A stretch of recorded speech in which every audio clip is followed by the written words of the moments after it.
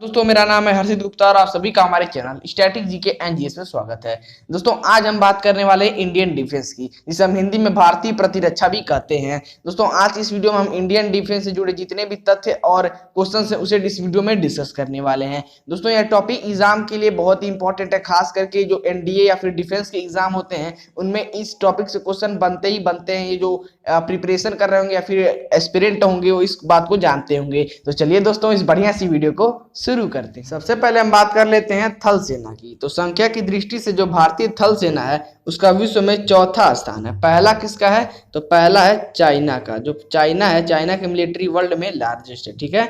और जो हमारी भारतीय थल सेना, इसका मुख्यालय कहाँ है? तो इसका मुख्यालय है नई दिल्ली में। थल सेना का प्रमुख थल सेना अध्यक्ष होता है। कौन होता है? थल सेना अध्यक्ष। भारत में वर्तमान थल सेना अध्यक्ष कौन है? तो ये है मनोज मुकुंद नरवणे। कौन? मनोज मुकुंद नरवणे। ये जो आपको इमेज में दिख रहे हैं यही है मनोज मुकुंद नरवणे। थल सेना का जो प्रमुख है वो थल सेना अध्यक्ष होता है और इसकी सहायता के लिए एक उप सेना अध्यक्ष। कौन होता है? एक उप सेना अध्यक्ष होता है और 5 अन्य अधिकारी भी होते हैं थल सेना अध्यक्ष की सहायता के लिए। जो भारतीय थल सेना है इसको 7 कमानों में बांटा गया है। कितने कमानों में? 7 कमानों में।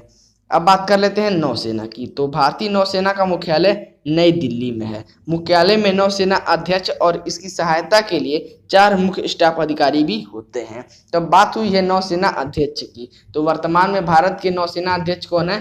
तो ये है एडमिरल करमबीर सिंह। कौन है? एडमिरल करमबीर सिंह, ठीक है। नौसेना को 3 कमानों में बांटा गया। कितने कमानों में? 3 कमानों में बांटा गया है। थर्ड है हमारा वायुसेना। तो जो भारतीय वायुसेना है इसकी स्थापना कब हुई थी? ये हुई थी सन 1932 में। और भारतीय वायुसेना का मुख्यालय कहाँ है? तो इसका मुख्यालय भी नई दिल्ली में। दोस्तों आपने एक चीज नोटिस की होगी, जो तीनों हमारी सेनाएं हैं, भले वो थल सेना हो, नौसेना हो या फिर वायुसेना है, तीनों का मुख्यालय नई दिल्ली में। तो इसके मदद से आप इजीली इसको याद कर पाएंगे।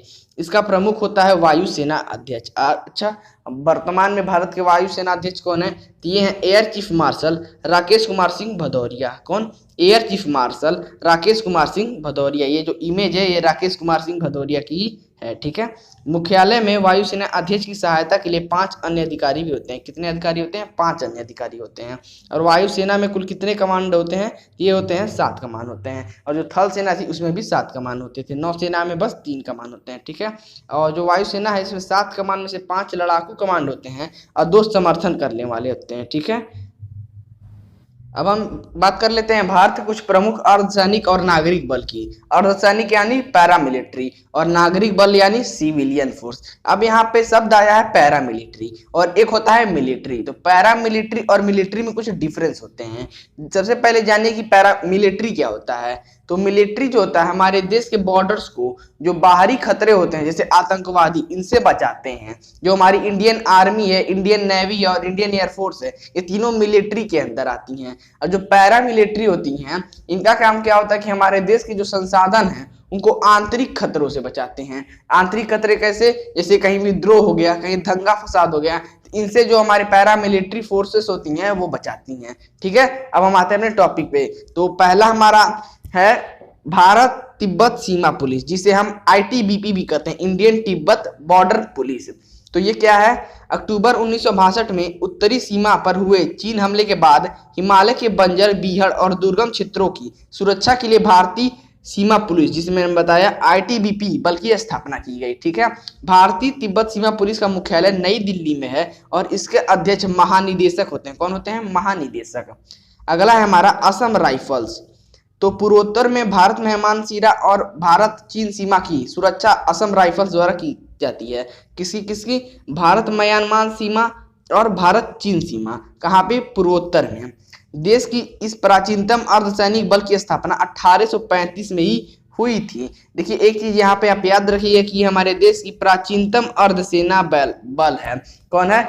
हमारी ये जो कंट्री है उसकी ओल्डेस्ट पैरामिलिट्री फोर्स है। कौन? असम राइफल्स। इंपॉर्टेंट है, याद रखिएगा। नेक्स्ट है हमारा NSG यानी राष्ट्रीय सुरक्षा गार्ड, इसे हम इंग्लिश में नेशनल सिक्योरिटी गार्ड भी कहते हैं।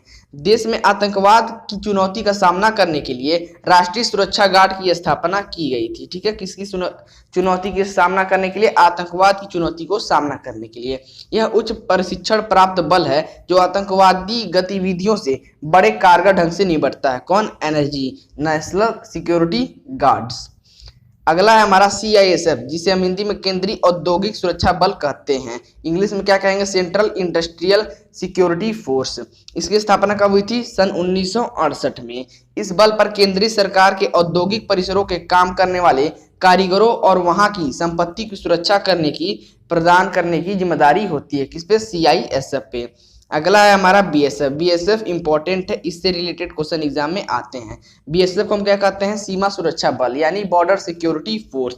1965 ईस्वी में स्थापित किए गए इस संगठन का मुख्य कार्य देश के अंतर्राष्ट्रीय सीमाओं की अस्थायी चौकसी करना है। इसका स्थापना हुआ था 1965 में और इसका कार्य क्या है? अंतर्राष्ट्रीय सीमाओं की अस्थायी चौकसी करना। ठीक है, इसका प्रधान महानिदेशक होता है और इसका मुख्यालय कहाँ है? दिल्ली में।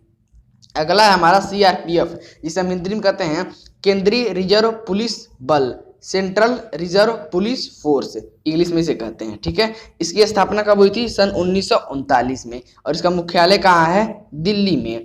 इसका मुख्य कार्य संपूर्ण देश में कानून एवं व्यवस्था कायम रखना में राज्यों की सहायता करना होता है। क्या इसका काम होता है? एक बार फिर से जान लीजिए कि जो कानून और व्यवस्था कायम रखने में राज्यों की सहायता करता है। कौन? CRPF। ओके, अगला है हमारा भारतीय तटरक्षक दल। तो भारतीय तटरक्षक दल का गठन संघ की सशस्त्र सेना के रूप में सन 1918 ईस्वी में तटरक्षक दल अधिनियम के अंतर्गत समुद्री सीमाओं एवं समुद्री क्षेत्रों में भारत के राष्ट्रीय हितों की रक्षा करने के लिए हुआ था। किसका? भारतीय तटरक्षक दल का। ठीक है, यह दल रक्षा मंत्रालय के अधीन महानिदेशक तटरक्षक दल के नेतृत्व में कार्य करता है। इसका मुख्यालय नई दिल्ली में। कहाँ पे है? नई दिल्ली में है। अगला है हमारा राष्ट्रीय कैडेट कोर, जिसे हम शॉर्ट में NCC कहते हैं और इंग्लिश में नेशनल कैडेट कोर कहते हैं। इसकी स्थापना हुई थी सन 1948 में और कब हुई थी? 15 जुलाई को। ठीक है, राष्ट्रीय कैडेट कोर एक युवा संगठन है जिसमें कॉलेज और विद्यालय के छात्र छात्राएं स्वेच्छा से प्रवेश पा सकते हैं। जो NCC होता है वो कई स्कूल में इसकी जो ट्रेनिंग है कराई जाती है और कई स्कूल में इसका जो संचालन है किया जाता है। इसका उद्देश्य युवकों में नेतृत्व, चरित्र, सहयोग, देश प्रेम एवं सेवा भावना का विकास करना है जो राष्ट्रीय संकट के समय काम आता है। ठीक है, किसका? NCC का। अंतिम है हमारा होम गार्ड्स। तो होम गार्ड्स यानी गृह रक्षक दल एक स्वयंसेवी बल है जिसका गठन सन 1946 ईस्वी में सांप्रदायिक दंगों और नागरिक अशांति पर काबू पाने के लिए पुलिस को सहायता करने के लिए किया गया था। किसका? होम गार्ड्स का। केरल और अरुणाचल प्रदेश को छोड़कर सभी राज्यों और केंद्र शासित प्रदेशों में इसका संगठन का प्रचार हो चुका। इस संगठन का प्रसार हो चुका। किस किस राज्य में नहीं हुआ है? केरल और अरुणाचल प्रदेश में। ठीक है, जो होम गार्ड्स हैं इनका जो प्रसार है अभी नहीं हुआ। तो ये भी पूछ सकता है कि कौन से राज्य हैं जिसमें अभी होम गार्ड्स का प्रसार नहीं हुआ है। ठीक है, ओके। तो दोस्तों ये था आज का हमारा वीडियो जिसमें हमने इंडियन डिफेंस से रिलेटेड जो भी इम्पोर्टेंट पॉइंट्स हैं, फैक्ट्स हैं या फिर जानकारी है, इसे हमने जाना है। उम्मीद है यह जानकारी आपको पसंद आई होगी और एग्जाम में अगर इंडियन डिफेंस से रिलेटेड कोई भी क्वेश्चन आता है तो आप इसे मिस नहीं करेंगे। अगर ये वीडियो आपको पसंद आए तो इस वीडियो को लाइक करके हमारा मनोबल बढ़ाएं। फेसबुक पे देख रहे हैं तो पेज को फॉलो करें, अगर यूट्यूब पे देख रहे हैं तो चैनल को सब्सक्राइब करें। तब तक के लिए जय हिंद, जय भारत, धन्यवाद।